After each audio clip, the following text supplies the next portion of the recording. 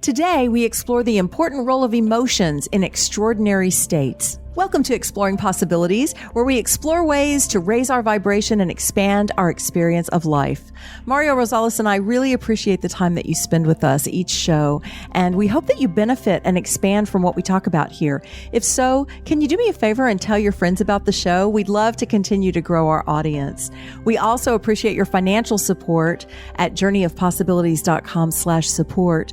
While you're there, check out our full archive. We have over 270 conscious conversations on pretty much every topic you can imagine.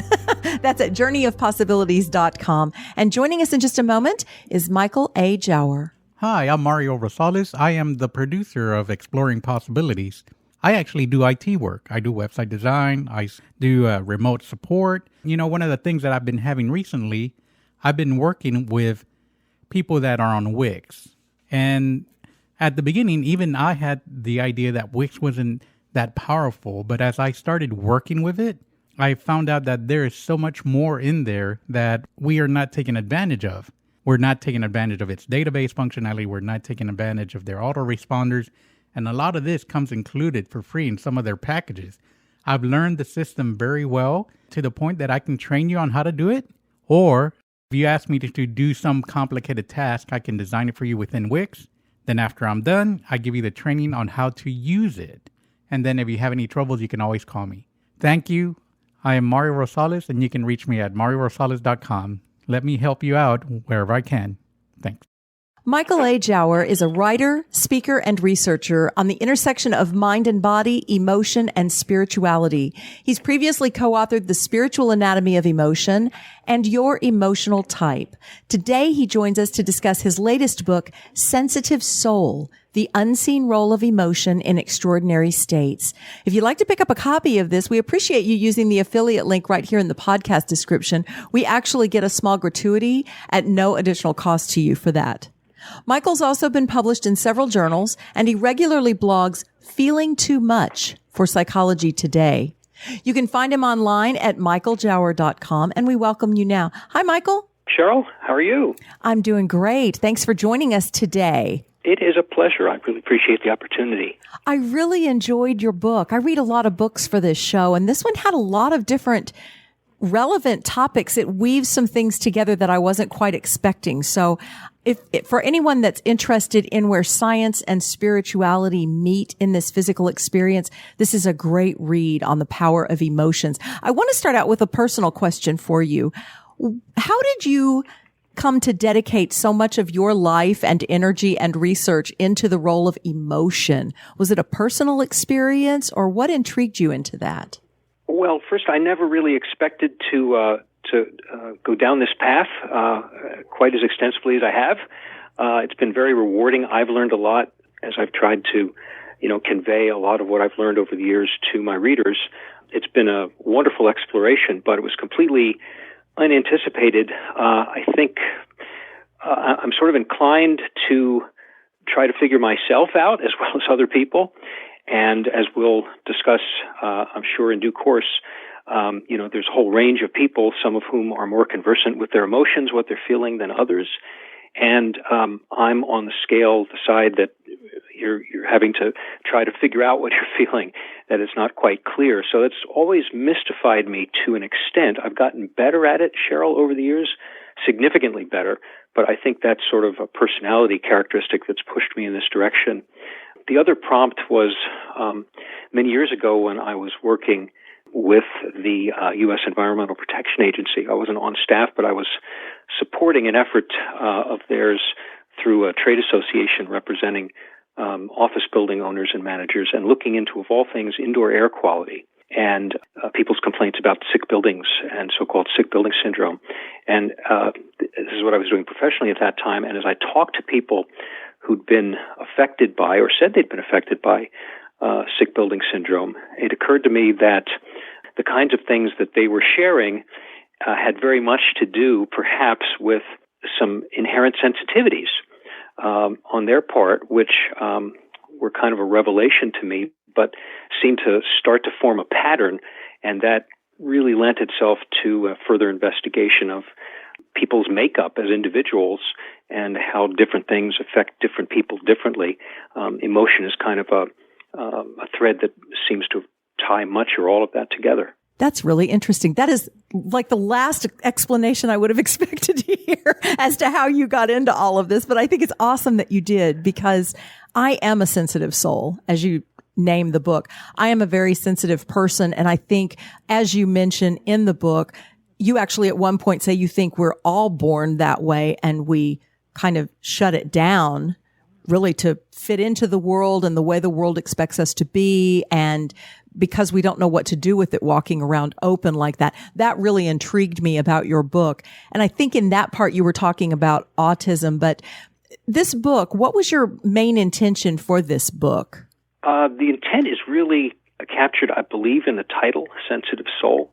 You know, it's kind of a trite phrase in a way, but I really feel like it applies 100% to the study that I've done over a couple of decades now. The sensitive part is really the sentient part of ourselves that we're constantly, as people, we're taking in stimuli from the environment and we're processing that stimuli, much of it emotional, stuff that's churning around inside of us, messages that we're trying to apprehend from other people, trying to piece all that together.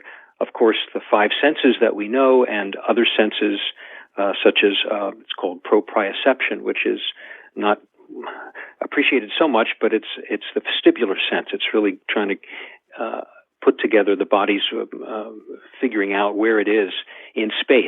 Are you situated comfortably? Are you sort of tipping over? Are you flailing? That kind of thing.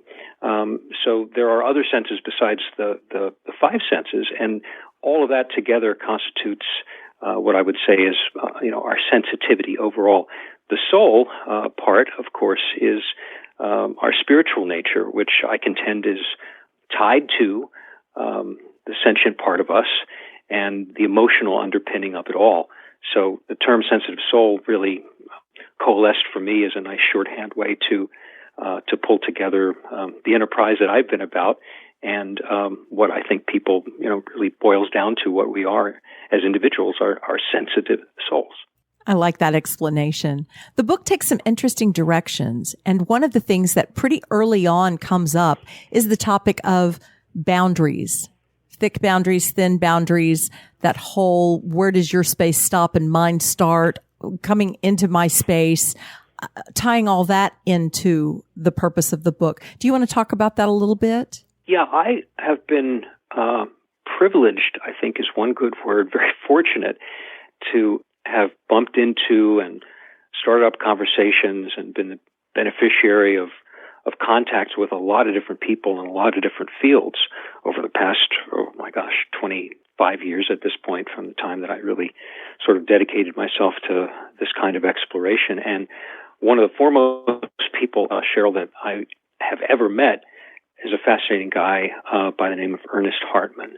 And he's unfortunately not with us any longer, at least here on Earth. But Ernest was a scholar and a gentleman. I think everybody who knew him would describe him that way. He was a psychiatrist at Tufts University, just outside of Boston. And I'm trying to remember how I was directed his way, but I connected with him because of his theory of thick and thin boundaries. And it's, to me, a very persuasive personality construct. Things like, introversion and extroversion and conscientiousness and neuroticism, open-mindedness. These are all facets of personality that psychological science has kind of embraced. Boundaries, I think, ought to be up there as far as one of the most significant facets of personality. And that's what Ernest was delving into. And in some, his contention is that everybody is along a scale, a spectrum from extremely thick to extremely thin, most people being in the middle somewhere, like a bell-shaped curve. Extremely thick boundary people are, as it suggests, sort of thick-skinned. They can be seen as standoffish, not terribly conversant with their own feelings, which is the part of it that most interests me. but generally the opposite of a highly thin boundary person who, is extraordinarily sensitive and vulnerable, and for whom feelings are everything. So the thing that got Ernest Hartman going with this construct was he was studying people that suffered from nightmares, and he realized in talking to them and also talking to people who didn't suffer from nightmares, in fact, barely even reported their dreams, weren't really able to recall much in as far as their dream life. He realized that there's a whole range of people, some of whom seem to be kind of jumpy and volatile and highly reactive, and their emotions, their feelings subconsciously would bubble up, and they'd have nightmares in the middle of the night and not be able to get back to sleep. On the other hand, there were other people who barely dreamt or didn't remember their dreams, were concerned by those dreams and the feelings and images that typically are part and parcel of dreams. And that was how he developed his boundaries concept. So it occurred to me that the thin boundary type of person corresponded to the types of people that I was hearing from as I was talking to different people affected by sick building syndrome. And these were people who volunteered that they'd been sensitive to many things, not just questionable indoor air quality and sort of poor indoor environment, but they were sensitive to all kinds of things, lighting levels, sounds, smells. Some people said they were electrically sensitive, and several people told me that they had parapsychological experiences throughout their life. So somehow that led me to Ernest Hartman, and that sort of clicked when he talked about the thin boundary person. So being someone that naturally has thinner boundaries, if you will, I am a more sensitive person, and what I realized about that and what was especially illuminated moving through your book is all the places that shows up in my life, like you're alluding to. It's everything from feeling other people around me and what they're feeling and having all of that going on, being very sensitive in my dream state, being very sensitive to everything around me. And so to survive in that way, I've had to really close some of that up. Then my healing journey, I had closed it all up so much I'd completely lost connection with my body in many ways. And so I guess I'm coming at this from a very realistic perspective. How do I use the information in your book to help me navigate the kinds of things that you talk about, that particularly people with autism and those kinds of labels on them, it's been identified that they are your thin boundaried people that you talk about. How can we use the work that you're coming through up within your book to benefit us in our lives? Yeah, that's one of the most interesting discoveries that I made in my research, Sheryl, is that when you think typically of someone with autism or someone who's clearly on the autism spectrum, you think of somebody who's not very socially comfortable, doesn't really understand social cues, seems to be distant, not able to interact with people very well, things of that nature. So it would sound like they're more on the thick side of the boundary spectrum as far as being impeded in those interactions and not having very fluid interactions with people, or even knowing necessarily what they're feeling or giving indications of that. But from my investigation, it seems like there's a good argument to be made that people who are autistic or somewhere on the spectrum don't come into life quite that way, that they are highly sensitive from an early age, and it's the bombardment of sensory stimuli, because their brains are sort of wired so much more extensively than other people's, that they have a tough time as infants shutting out stimuli and trying to make sense of it, including emotional stimuli, not just all the from our regular senses, but emotional stimuli. And in order to cope with that, at an early age, they adopt strategies to kind of tamp down on that flow or overflow of stimulation. And so they end up on the spectrum because they're trying to, it's sort of self-preservation. They're trying to get through life. And unfortunately, they do this, they adopt these strategies early in childhood when they suffer because they're shutting down sort of their social capabilities. And so by adopting these strategies, they really sort of handicap themselves for later life. But I think, there are lessons here for everybody, in the sense that, as Hartman indicated, we're all sort of on a spectrum. We're all on a continuum, from extremely sensitive to not overtly sensitive at all. And the ideal, I suppose, is to realize that none of this is necessarily pathological. It's just the way we develop, and so not to necessarily pity ourselves or look down our nose at other people, but realize everybody's on a different trajectory. That's number one. But number two, I guess the ideal is also to draw from the best of the thin boundary side of the spectrum and the best of the thick boundary side of the spectrum, and try to maybe moderate some tendencies that might not be ideal for the person, and maybe that's what you're looking to do in your own life, and perhaps that's part of the reason that you find Sensitive Soul, the book, appealing, because it's all about this range of tendencies that people have. And as I've done book talks over the years, I think the most frequent question, Sheryl, that people ask of me when they take the short boundary quiz, they say, "Well, I'm predominantly thin, but I'd like to be a little thicker," or "I'm predominantly thick and I'd like to be a little thinner." And people also indicate that, their spouse is the other type. If they're highly thin, the spouse tends to be highly thick. If they're a little bit thin, the spouse is a little bit thick, that kind of thing. So people tend, I think, even unconsciously, reach out for other people in, those relationships that kind of counterbalance their own tendencies. Right. I would agree with that. Great response. Thank you. And I would just add that for me, the key to all of this is self-awareness.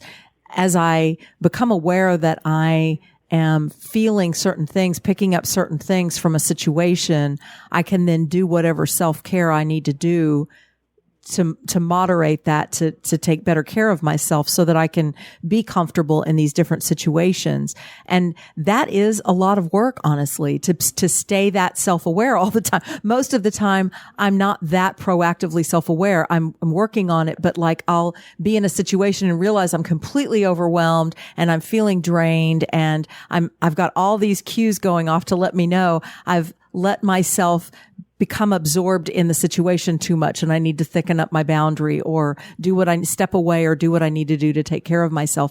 And I would also add that right now, in this time when the energies are changing on our planet, I'm connecting with more and more people that are realizing their sensitivities. So I think your book is very timely as a tool for us to navigate that.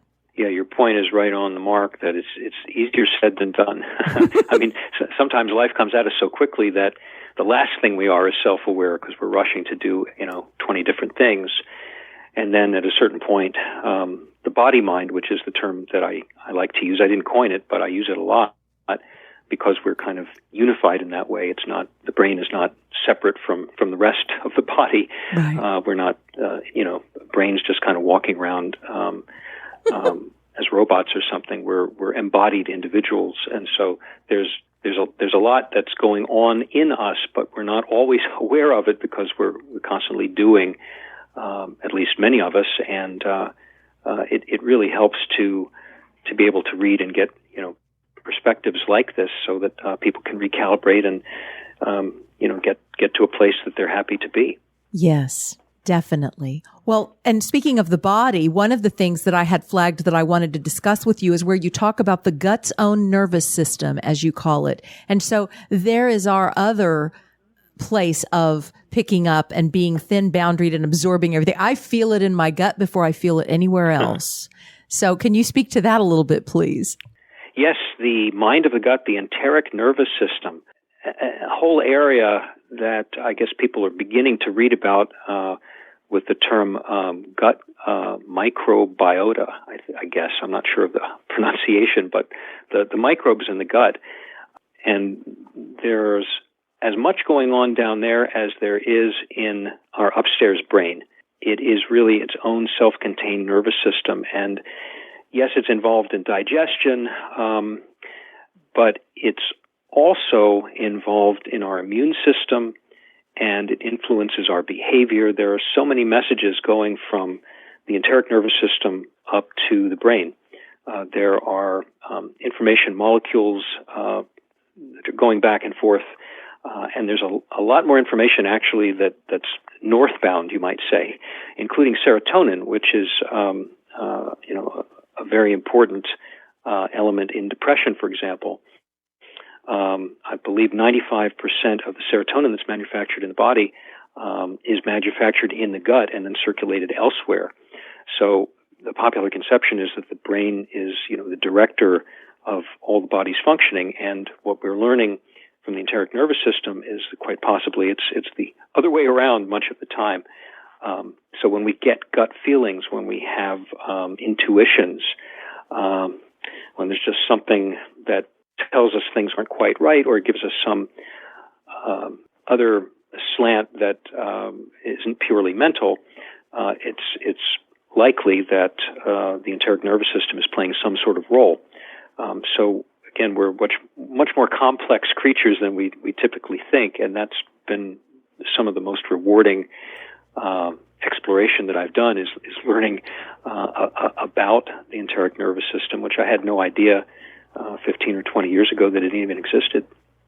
It is interesting. And, as a child growing up very sensitive, my gut was always telling me things about my surroundings, and I would try and alert my parents or whomever. And people would ask me, well, why would you say that about that person? And I didn't have any concrete. All I had was my gut feeling. I didn't have anything, evidence to present. So I was dismissed. So that's another way that I learned to shut down those sensitivities, because they weren't validated by any hard evidence that I could show someone. And I've come full circle to realize that I had that wisdom all along, and I need to open that back up and trust it.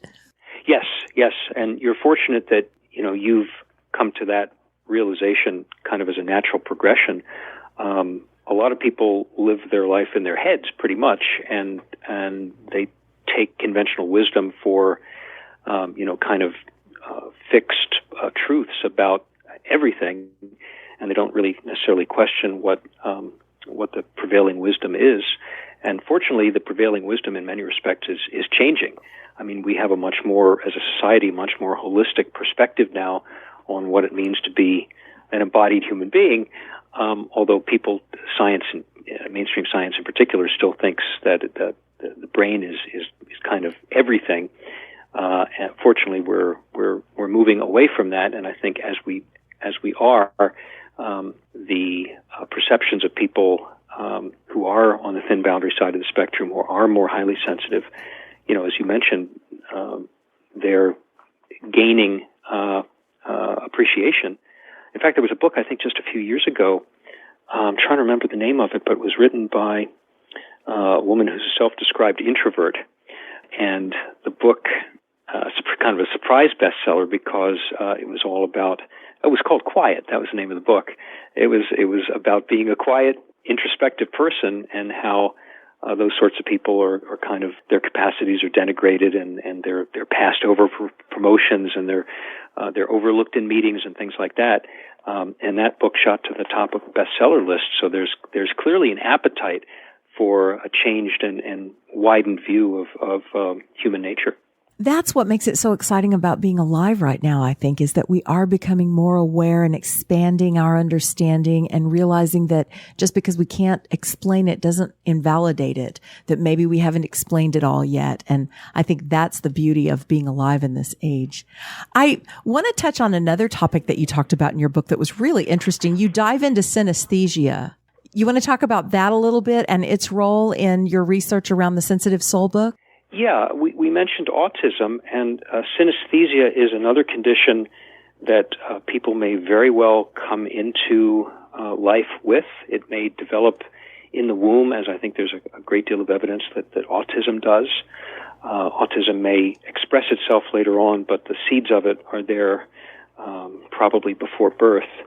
And synesthesia the same. Now, synesthesia is the crossing of senses, sort of cross-wired perceptions, so that synesthetes very often, if there are particular words, sounds, letters, words that they come across in print, doesn't matter if it's in print or if they hear it, those words or sounds will take on a particular color. I know one synesthete who, I think it's called chronological synesthesia, so that if she reads a date or hears a date on the calendar, there's a particular mix of color that comes in her mind, and it's involuntary. Other forms of synesthesia are even more interesting. People have been known to taste smells, to taste shapes. Any sort of conjunction of any of the two senses is a form of synesthesia, and I think in the range of 4 to 6% of the population is known to have it. So it's not widespread, but it's a very rich way of perceiving the world. It can also lead to problems because folks who are synesthetes are almost by definition highly sensitive, because any sensory experience they have is augmented.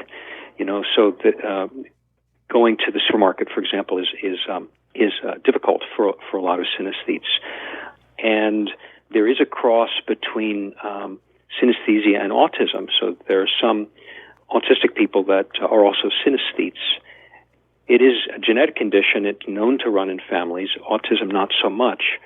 But even there, we're learning about some genetic traits of autism. So some of these conditions seem to relate to one another, and that intrigues me, and that's sort of the kind of connections that I've been looking to draw in the book for people. Yes, and that makes it so interesting. And I thought I read that there was also a connection between IQ and synesthesia. Was that correct? I'm trying to remember, Sheryl, if I came across that.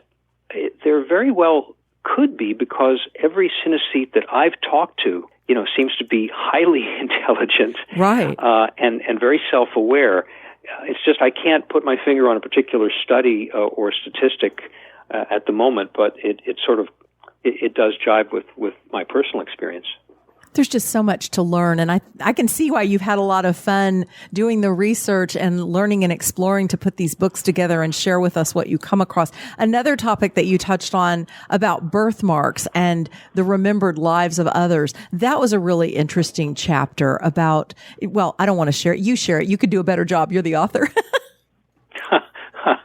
Well, yeah, these are all probably subjects that each of which could be its own book. Right. But the theme of emotion and sensitivity seems to be a good way to make connections between these. And with near-death and out-of-body experiences, these seem to occur to people who are on the thin boundary side of the spectrum. In fact, the thinner boundaried the person, the more likely they are to have multiple out-of-body or near-death experiences.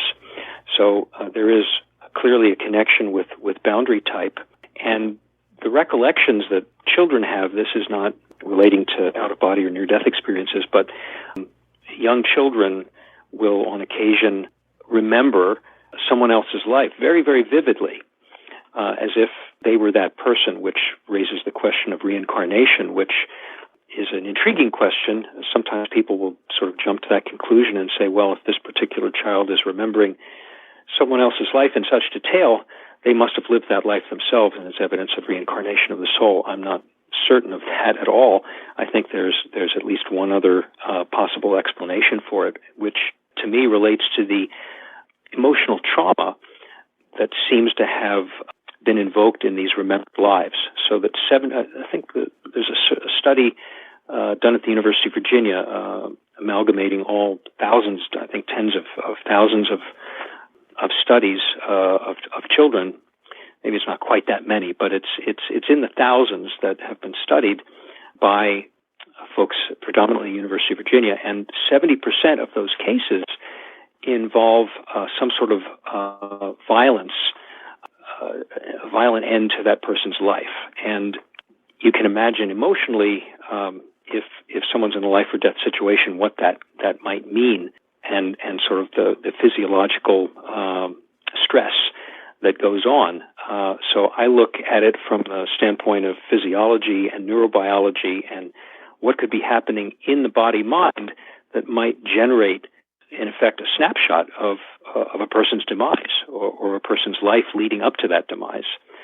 Again, very intriguing questions, and when you read some of the accounts of the children, for example, who remember being an Air Force pilot in World War II, it's almost like they're remembering PTSD. It's the way that the person was evidently killed really does tie to PTSD and the trauma that person must have gone through if those accounts are to be believed.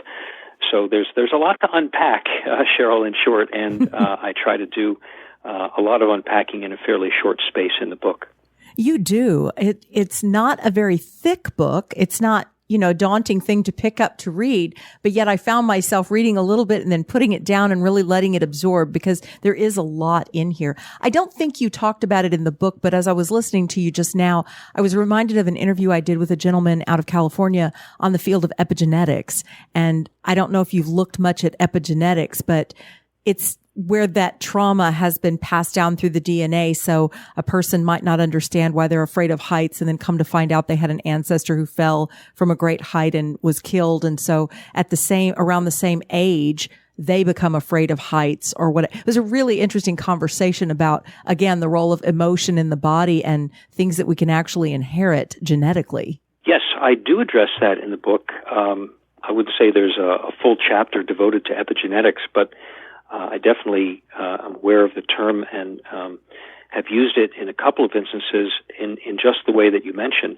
There was a study done at Emory University maybe 6 or 7 years ago, which is kind of the crucial study that's relevant to what you're mentioning, and that is they trained rats to be afraid of a particular, it was a combination of kind of a smell, and then in a sort of like a B.F. Skinner way, they trained the rats behaviorally to be afraid of that particular smell. And the rats gave birth to pups, and those pups gave birth to other pups. And what the researchers found is that the fear of that particular smell was passed down not just to the next generation, but to the generation after that. And they made sure, because of certain safeguards and checks, that it was hereditary. This was an effect of genetics and not something that the rat pups were learning from their mothers, for example. It was very carefully done, and it pretty much rocked the scientific world, at least the scientists that are concerned, with trauma and stress, and went a good distance to indicate that these things can happen in a rather short span of time. It's not like Darwinian evolution. We don't have to wait thousands or millions of years for changes to happen. It's really startling, and I'm convinced that there's a lot applicable there to people's anomalous experiences of ghosts, apparitions, things of that nature. I apologize for not remembering that chapter when I brought it up. As soon as you started talking about that study, I remembered exactly reading that and even sharing it with Mario and going, you got to hear about this. This is really interesting. We've been so intrigued by epigenetics. We're actually going to be doing some training to incorporate that into the work that we do with clients because it really is powerful stuff. I love the case studies of what they're helping people to overcome these fears and these anxieties and apprehensions and even terrors that they have no understanding of why they have them. So that's really brought some neat healing into that area. Yeah, there's accounts also of children, certainly and grandchildren of Holocaust survivors who sort of carry this trauma, it's sort of generational trauma in their own lives and have no sense palpably of how it's part of them, but it clearly is. And in that sense, it's like autism, it's like synesthesia, as something that just people, it infiltrates people's lives through no fault of their own, but they have to understand what it's about. That's really, that's a recurring theme of the book, Sheryl, as far as the upshot for understanding the anomalies, whether it's poltergeists or apparitions or just feeling that something is amiss in a particular space, so-called haunted locations. I think there may be reverberations in a similar way of highly emotional events that took place, X number of years ago. This is fascinating. I'm just realizing in listening to you and remembering the many pages at the back of your book, this endless list of studies that you cite and research, and you're like a walking encyclopedia for the research that's been done in this area. It's really interesting to talk to you because you can draw from so much background knowledge that you have. You've spent years diving into this. Where do you see it going for you next? What's the next thing that's pulling you forward in this field? It's a great question, and I do not know. And that's perfectly fine with me because I haven't known at any particular juncture what I was going to do next with this kind of information. I blog for Psychology Today, and there are always ideas that occur to me, Sheryl, but I rarely have a fixed idea of what I want to write next. It's just that I do enjoy absorbing information from a whole lot of different sources and seeing, what developments relate to subjects that I've studied, what implications might be for those topics. New ideas bubble up just based on things that I happen to read on the web one particular day or in a magazine or something like that. So I wish I knew, but it's kind of exciting that I don't because I just kind of let it come to me, and if it germinates and sort of passes the smell test, then I'll write about it. We appreciate you staying in the question because if it weren't for inquisitive, open-minded people who really want to learn more and understand more, we wouldn't have these great books that we can curl up with and begin to really understand ourselves. Because what I took away from reading this book is that there are so many layers of reasons why I'm wired the way that I am. It's nature, it's nurture, it's in my DNA, it's okay, there's nothing wrong with me, and I can learn through awareness to manage this so that I can function well and still be open. It is a gift. I used to think it was a curse because it didn't help me fit in well in society. But I do believe now that it's a gift as I learn when to be more open and when to be more closed and how to take care of myself with this variety of skills / sensitivities that I have. Is that what you find from other people that you talk to, that once they learn how to manage it, they're more comfortable with it, or do more still struggle? Yeah, I'm really glad to hear that because that is kind of refrain that I hear from people that have read my books. Going back to a book called The Spiritual Anatomy of Emotion back in 2009, and then the next book was called Your Emotional Type, which came out a couple of years later, which focuses on emotion and health. People consistently have said, I didn't really understand myself terribly well. I thought I thought high sensitivity was a deficit and kind of a curse as opposed to a blessing. And that's been very gratifying to me to be able to help people understand that there is a basis, a genuine basis for how they feel and how they're packaged, and not to put themselves down, not to feel that they're freakish in any way, but in fact they have distinct advantages over other people as well as relative disadvantages. But we're all on this continuum somewhere, and it's something to be appreciated and worked with, as opposed to believing other people who say, "Oh, you're too sensitive and you shouldn't be that way." It's the way you are, so you might as well learn and apply it to the best of your ability and your potential. Absolutely. It's been a pleasure talking with Michael Jauer today. You can find him online at michaeljauer.com. Michael, do you have a parting thought that you would like to leave us with about all that we've discussed? The only parting thought might be, I'll mention a particular web address. If folks want to see quickly where they are on the boundary spectrum, I suspect most of your listeners are on the thin side, but they may know some folks on the thick side. As I mentioned, the spouses are often on the thick side. So there's a quiz that Ernest Hartman put together once upon a time, and it's a distillation of his boundary questionnaire, which was 145 questions, but this is only an 18-question quiz, and it takes about 10 minutes to do, and it's at youremotionaltype.com, and it's scored automatically so folks can see almost at a glance just how thin boundaried they might be. That's very helpful. Thank you for sharing that with us. And we'll put that in the description of the podcast as well. So if you're driving, listening to this or whatever, just check the description when you get someplace safe. And we've got it written down there for you. Michael, thank you so much. And I look forward to you discovering what's next for you and whatever your next book might hold. I kind of have a sneaking suspicion it's going to be around emotions because all of the others have. No doubt. I'm not going to bet against you. Well, thank you so much for your time today. And thank you for listening to the show. Please let us know what you thought of today's topic and guest. We always love your feedback at journeyofpossibilities.com. And we will see you next time on Exploring Possibilities.